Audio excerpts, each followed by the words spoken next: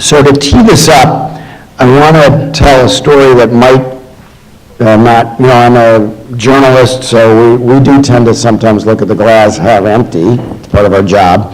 But I want to tee this up with a story that they don't tell you on the tour. And I had to actually request this yesterday because I've toured this battlefield before, and somebody probably talking out of school showed me this, something that is not on the tour, so our bus got to see this. If you go over near where Pickett's charge started and you go down that road about another mile, you come to an area where in the 20th century, in the mid-20th century, various southern states were allowed to build monuments to their regiments. Most of the monuments, as you know, are for the Union. And we came across the one for Arkansas, which was built in 1965, 102 years after the battle. And if you look very closely on this frieze of Pickett's charge, and you see the soldiers, Confederate soldiers charging up the hill, and you look underneath the soldiers, there's a body, and one of the soldiers has his feet on the head.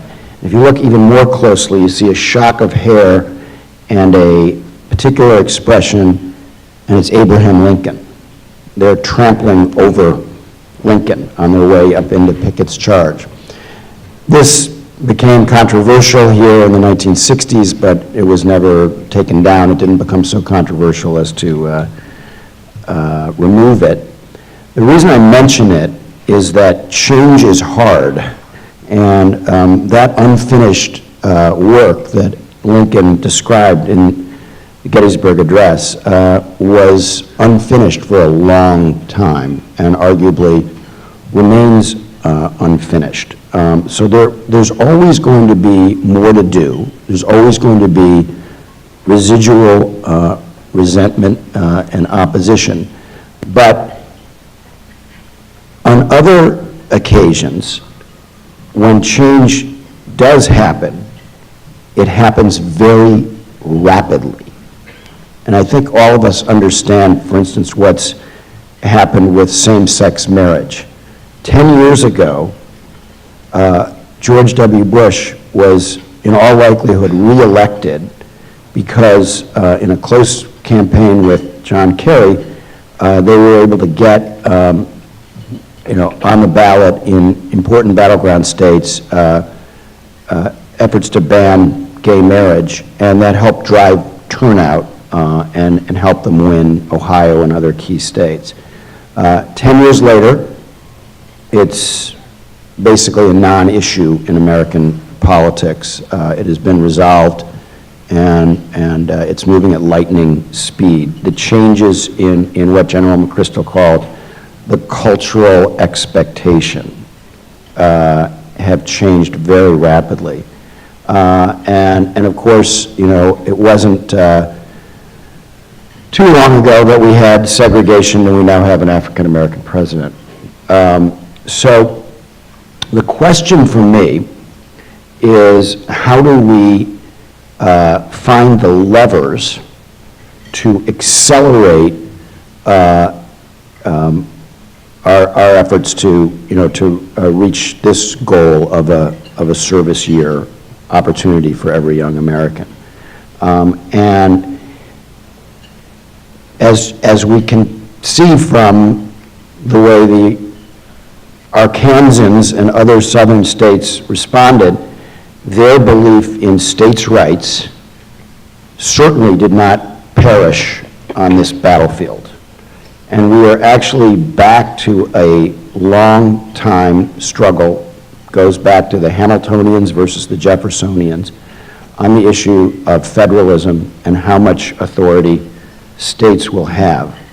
And what has happened in the last 25 years, and I think that the creation of the Corporation for National Service and AmeriCorps is an example of this, is that there's been an accommodation to these ideas of states' rights is too loaded of an expression, but of state and local authority. And the reason that the Corporation for National Service was successful when it was assaulted from many directions in the early 1990s, and I was covering this for Newsweek at the time, is that there was authority that was sent back to the states. It was not seen as a Washington-directed program. So it got a lot more buy-in and eventually became a, fortunately for all of us and for the country, a permanent part of American life because it was thought of in those terms. Now you see this again just last week with the carbon emissions. Those are often going to be handled by the states. You see it in the way the Affordable Care Act was structured. And so there is a great opportunity to transcend some of the partisanship if we can figure out how to return a lot of these decisions to the state and local level. And we will get closer to our goal if we keep those state and local solutions in mind. So some of you may have seen the great series Eyes on the Prize about the civil rights movement that was on PBS. And so I think we just need to make sure that we keep the objective that has brought us together in mind, which is not just expanding all of the service opportunities, the wonderful programs that we all have, but changing the cultural expectation. That's the focus, and how we get there particularly at the state and local level is the focus of the panel. So I want to start with AnnMaura, who probably has the best overview of anybody in the room. I would maintain.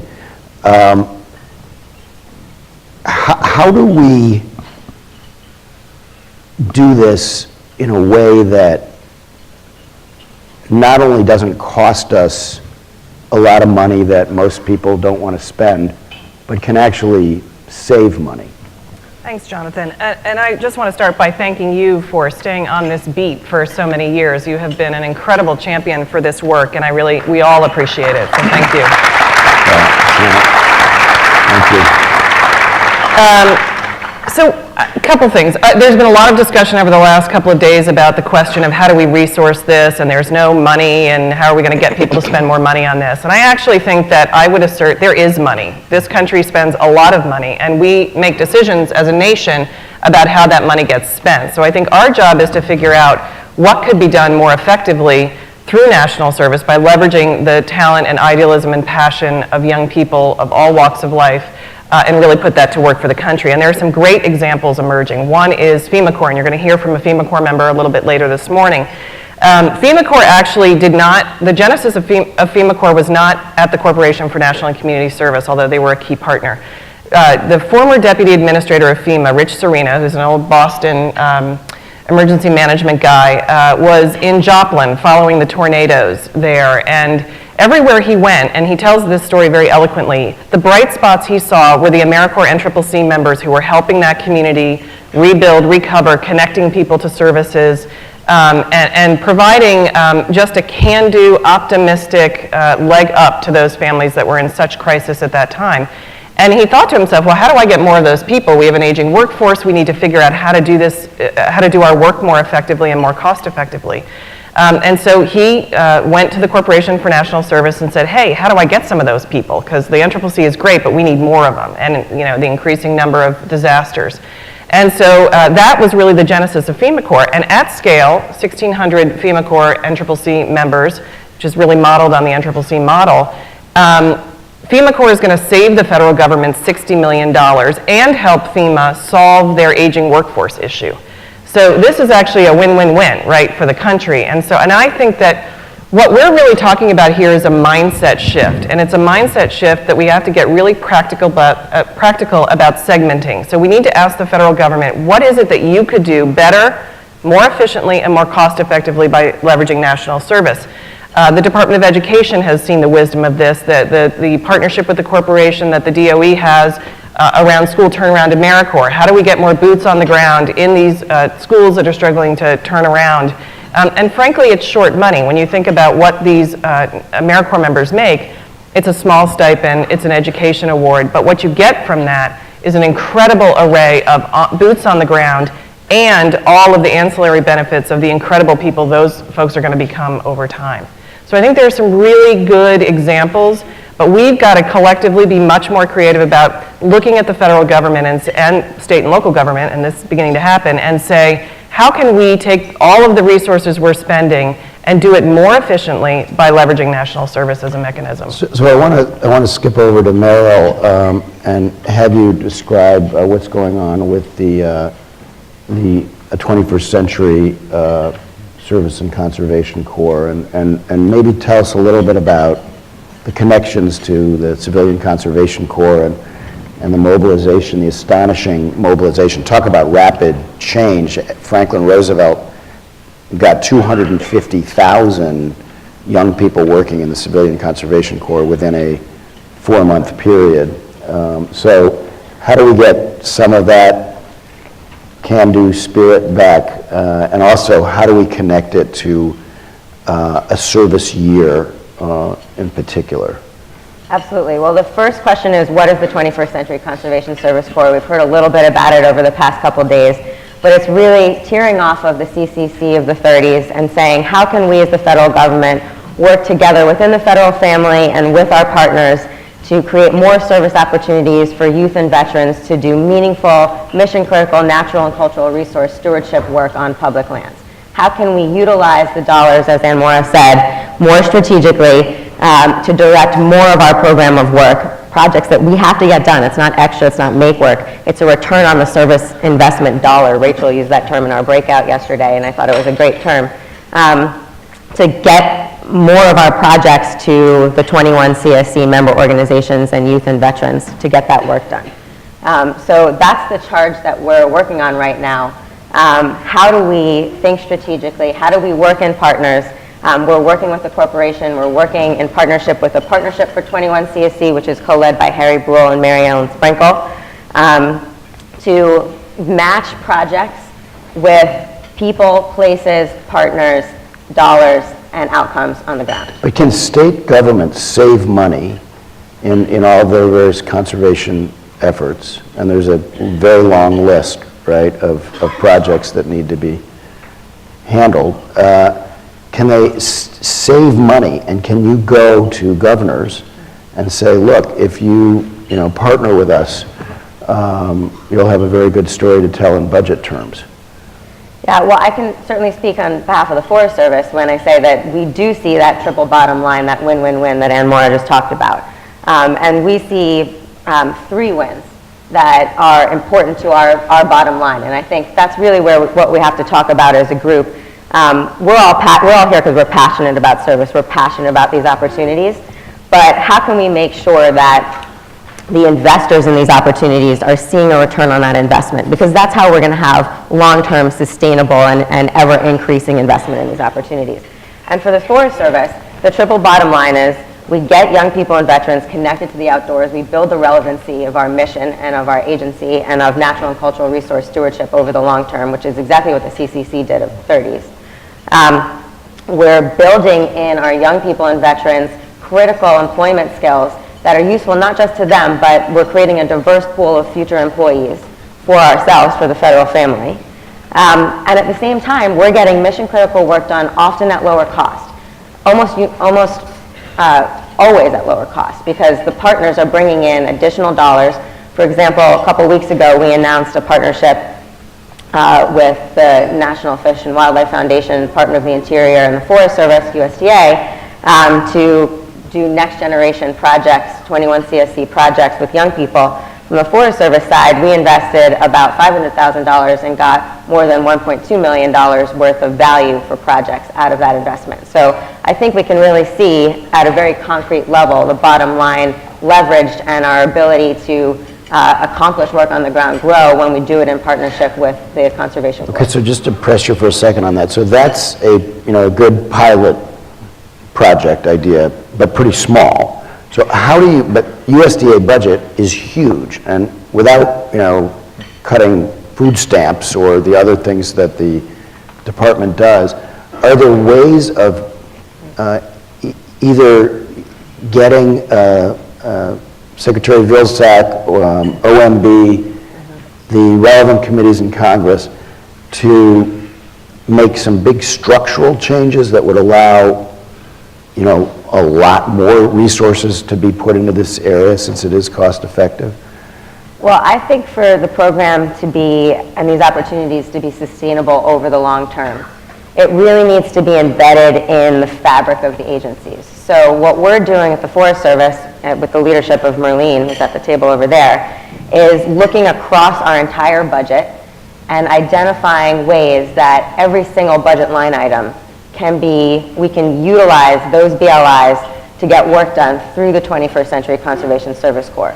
So our capital improvement and maintenance funds, which includes some of our trails work, our recreation funding, our hazardous fuel dollars, our fire suppression dollars, all of those dollars can be leveraged to match projects. Yesterday, Alir talked about eHarmony, and we talk about eHarmony and Match.com. How can we match the work that our land managers need to do with the 21 CSC member organizations, youth and veterans who can accomplish that work? And by really infusing it into the fabric of our entire budget and building those pathways, we think over the long term that's really going to be a sustainable way of baking these opportunities into the agency budget. So, but like all federal agencies, in recent years, you rely much more heavily on contractors than in the past. So is there a way to, in your relations with local contractors, and, whether it's soil conservation, whatever the particular program is, to somehow provide what I think this weekend is increasingly called a service year preference?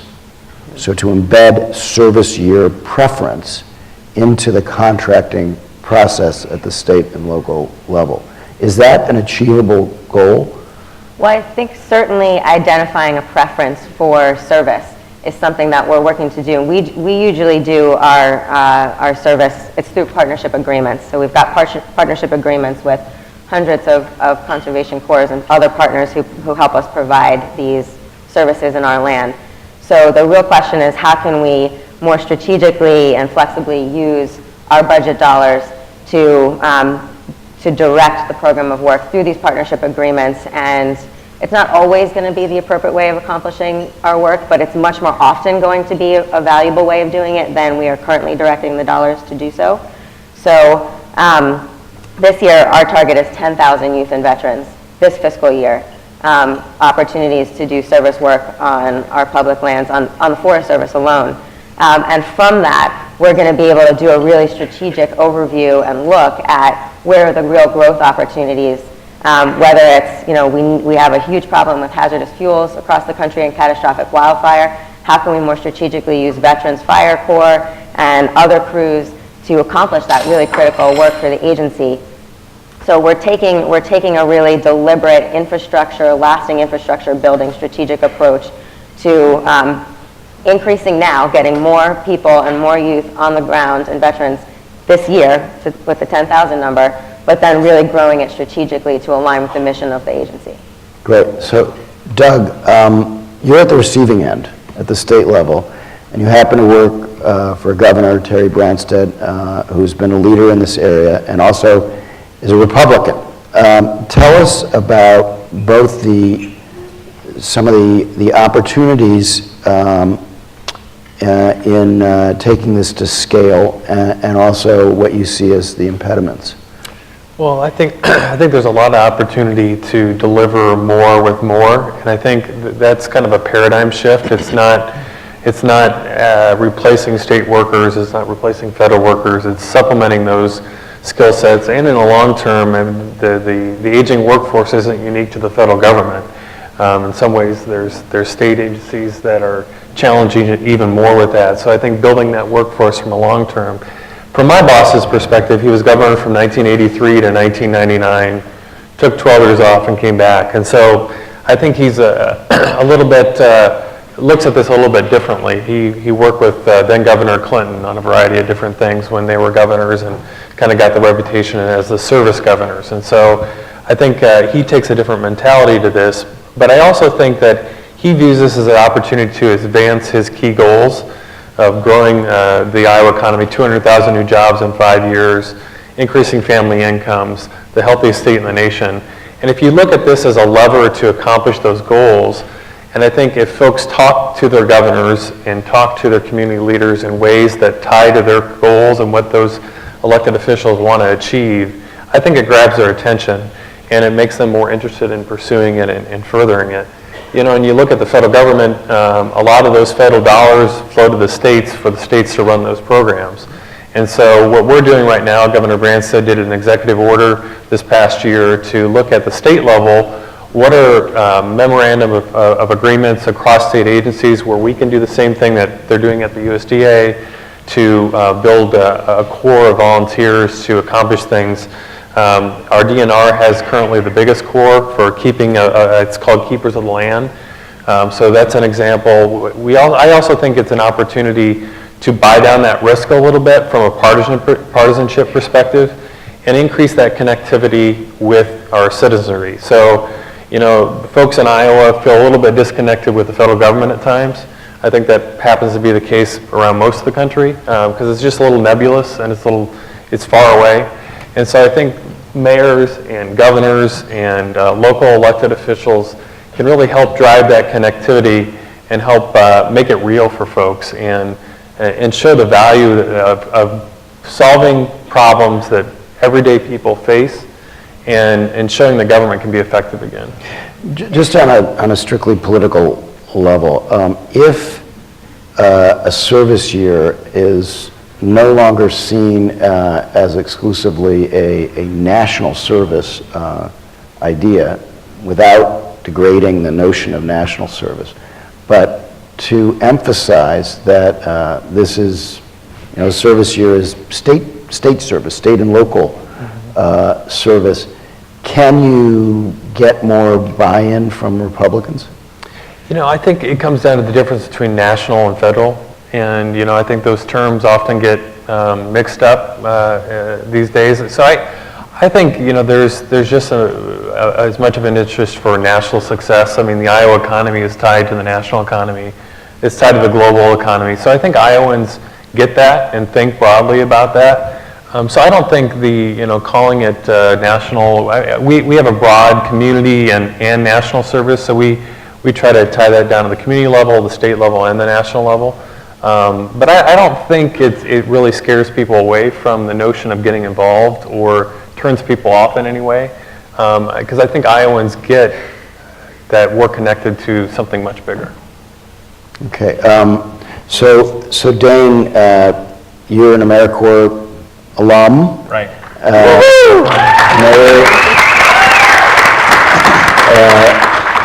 Mayor of Flint, Michigan, city of about 100,000, immense challenge. I guess you could argue that you probably have one of the harder jobs in the whole country right now. What in a community that is beset with challenges, what could a service year for a few thousand of your high school graduates, what could that do for you? Well, it's all about the impact. And I think you alluded to this when you talk to state leaders and local elected officials.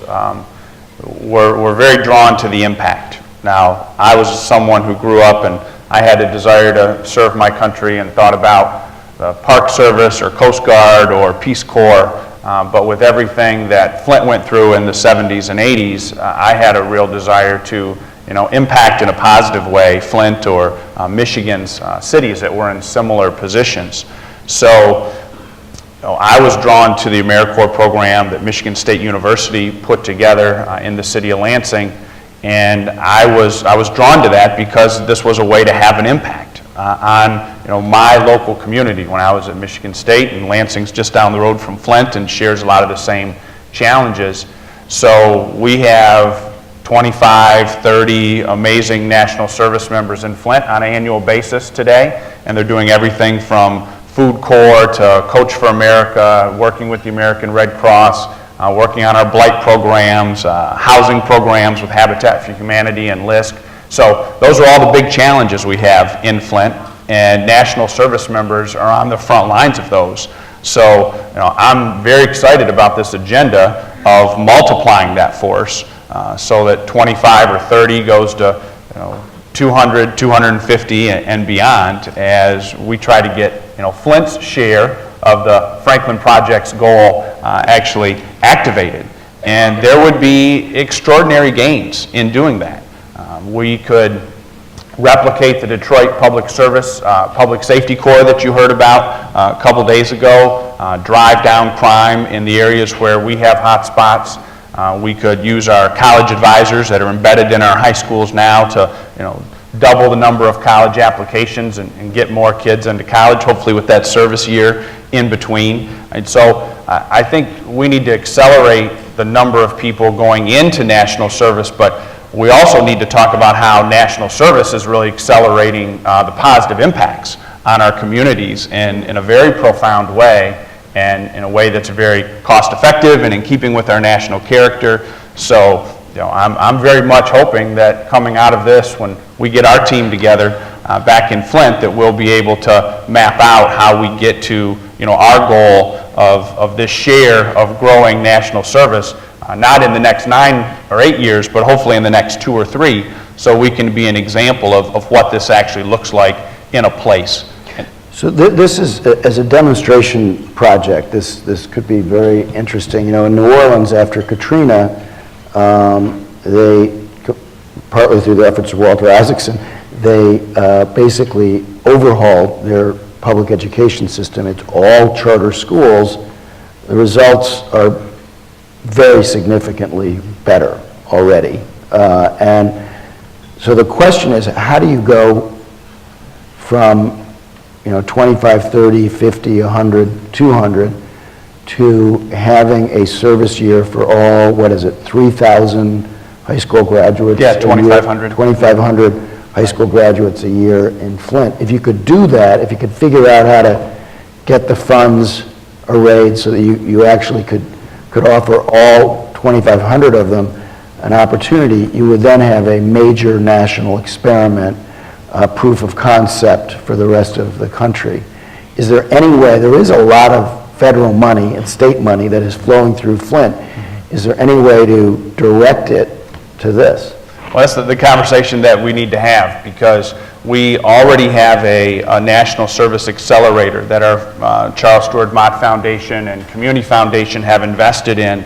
So we have the very beginnings of that work. And I think service members will be part of doing the work to get college-ready students and service-ready students out of our high schools. I'm actually leaving, like all of us are this afternoon, going back to a conference tomorrow in Flint with the superintendent, where we're reinvigorating community education, and community and national service is going to be a pillar of that in every one of our Flint community schools, as well as a few partners in the charter school system. So that's the kind of goal that goes way beyond getting 1 million more slots. I mean, that gets into a much, much bigger scale. But I want us to be on that trajectory, and service will accelerate those impacts. And I think with partnerships and a lot of technical assistance, we could actually design that system.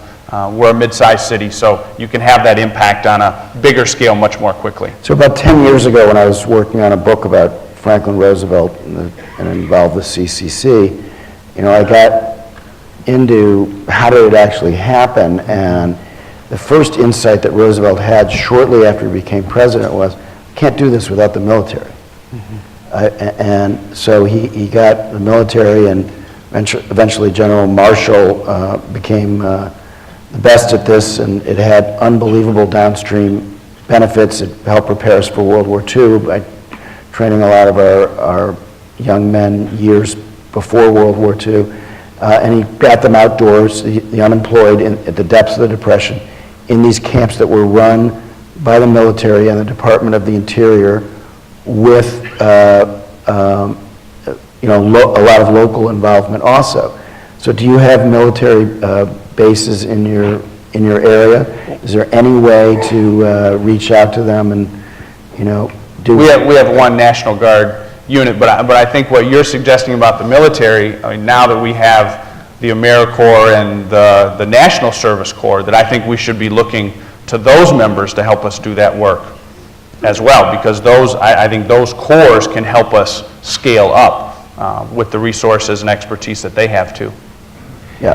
Just while we're on the military subject, we have an initiative in Iowa called Home Base Iowa. We don't have any active duty bases in Iowa, but we do have a need for skilled labor, and our unemployment rate is about 4.2 or 4.3, depending on the day. It's among the lowest in the country, and we need folks that have skilled labor, that are reliable and can be trained to do certain things. And so we're actually actively recruiting military personnel, as there's a big drawdown going on now at the national level, to come to Iowa. We have community level initiatives. We have the state incentives program. And I think the other one thing we've heard is when folks leave the active duty, there's a bit of a void from the service perspective. They went into the military for a reason. And I think there's a great opportunity to have that be built into all of our engagement from a state leadership perspective to really help veterans as they transition, they and their families transition to the next step in their career, to continue that service mentality and help them grow in their career. I mean, we know from Rubicon and other projects how tremendously beneficial this can be. It also gives you a ready-made group of supervisors for the 18-year-olds coming out of high school to direct them in their service projects. And I think these are the kind of connections we can make when we think about this, not just as numbers of slots or numbers of organizations, but when we actually figure out how it comes together in a place, in a specific place. How do you create the neighborhoods, the schools, these service systems? So I hope that's something that we talk more about, is how does this national work and the work of many organizations actually affect places and the quality of life and the opportunities in each of those. Of course, I'm biased towards Flint, but you can have that same conversation about cities and communities across this country. And that's one of the great things about these service opportunities, especially for veterans. They connect people to place.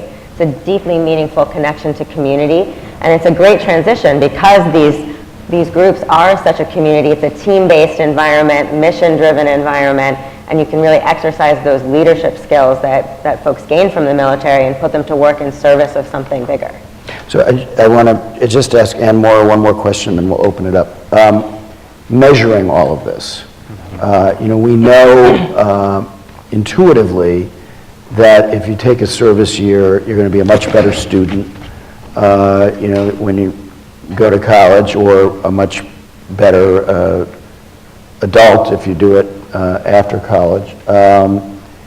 But do we have data that could show that, say, the young people in Flint, if they took a year, would be more likely to stay in college and complete college, because college completion is such a challenge now? Yeah, I mean, I think it's critical that we measure this. I mean, we are never going to get where we need to go if we don't. And we have to measure both ends of it. So the double bottom line is the way we talk about it, which is what is the impact that these national service members or service year members are having on communities, and what impact is their service having on them? AmeriCorps actually did a longitudinal study several years ago that had very, very positive outcomes. City year, we did a very large longitudinal study of our alumni, more likely to vote, more likely to be civically engaged, more likely to know how to work with people who are different than them. A lot of really important sort of social cohesion, to use the British term, elements to what comes out of their service. But I also think, and so I think that we need to do more of that, really measuring that, but we also need to do more around the first end of the bottom line, which is the impact. And you were talking about the Detroit AmeriCorps Urban Safety Corps program, and it's really an astounding statistic. 44% decline in crime, decreasing the cost of crime in the city of Detroit in that neighborhood by $62 million. That is real money. But we're not telling those stories effectively. Number one, we're not all measuring the outcomes or the impact, and then we're not telling the stories. I know there was a session about the stories, and we have a saying at City Year that is no story without a statistic and no statistic without a story. And we've got to put all of this together in a way that is compelling and share these incredible outcomes. When I read that statistic, I was blown away. I mean, if you think about Detroit, you know, larger scale, but similar issues that you're facing, if we can make that kind of change in a neighborhood, in a community, anything is possible. And so I do think the measurement point is one that we're going to have to take very seriously, and then we're going to have to figure out how to bring that to life by telling the stories of the people who serve and the people they serve. But does it also apply, I mean, those are really important statistics. Does it also apply to higher ed?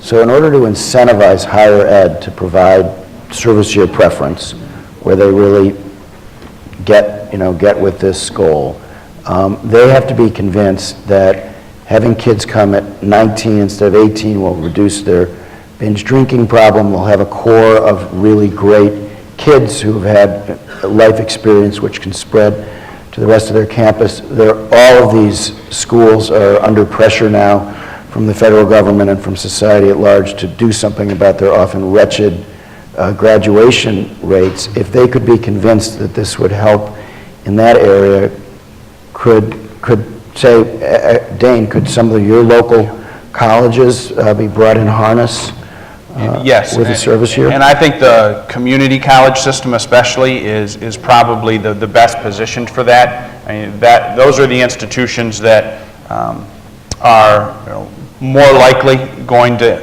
be the recipients of the opportunity youth that are working through service programs, in my view, at least in my community.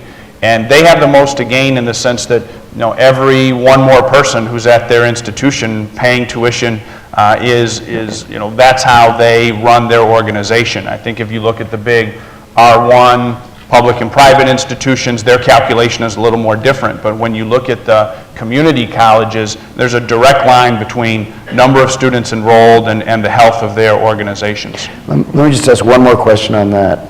Doug, if Iowa has these great colleges, it's got a great state system, if they embedded service year preference in their admissions process and in their culture, would that help to create this, what General McChrystal calls this cultural expectation? I think it would be helpful to demonstrate the data so they see the value add. So I think that's an important step. We do have Drake in Des Moines is doing a program right now to increase to do a year of service, focus on the Des Moines area.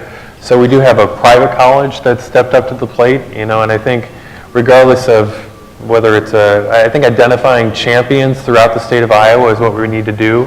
That might be the mayor of Davenport's doing some great things, Drake's doing some great things in Des Moines area, and identifying those champions. So it's from the governor to local leaders to community leaders to education leaders, but I think you're right.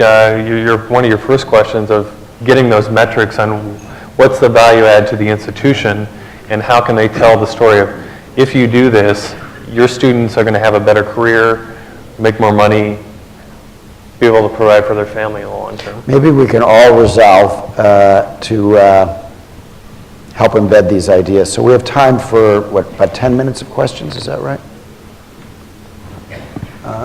Somebody, yes, back there.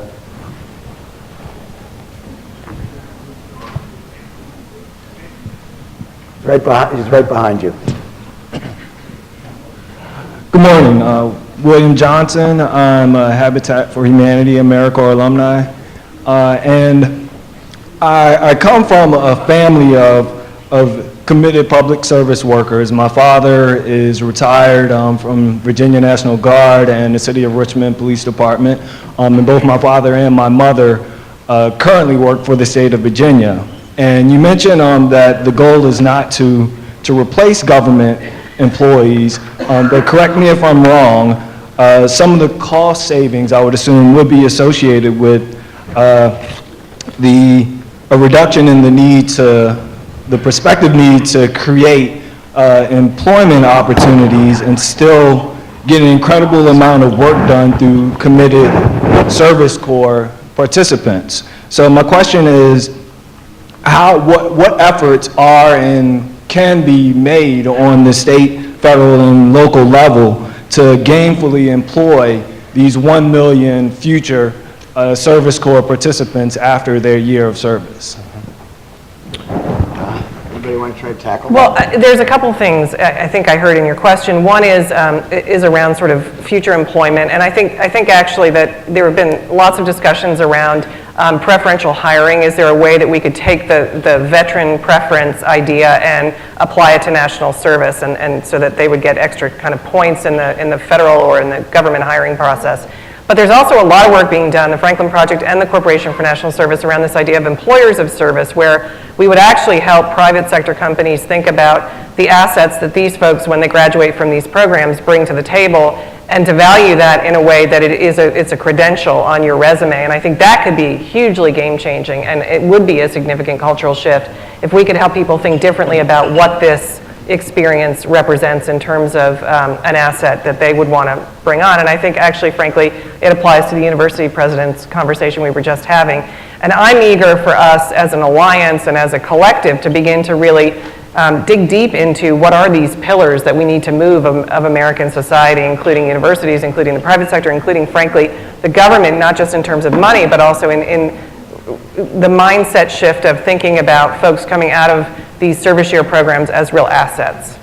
And I think you raise a good point about just talking about cost savings, because in some circles that's really important, but it can also lead to a question of, at whose expense is the cost being saved. So I try to talk more about the effectiveness and the impact, and describing how we can provide a better service, a higher quality of life. That's what our Mayor Cities of Service Coalition has done so well, is it's really focused on those impacts in the community, and talking about the value of those and what they do for the greater community and social networks.